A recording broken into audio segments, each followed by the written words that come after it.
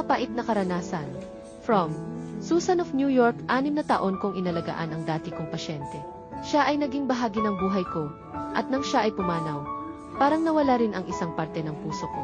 Ngunit kailangang magpatuloy. Ito ang buhay ng isang caregiver. Ngayon, isang bagong pasyente ang ni-refer sa akin ng kaibigan ko. Siya si Ginang Brooke.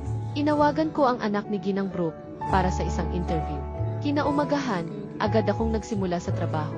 Pagdating ko sa bahay nila, dumiretso ako sa kusina at binasa ang kanyang daily routine.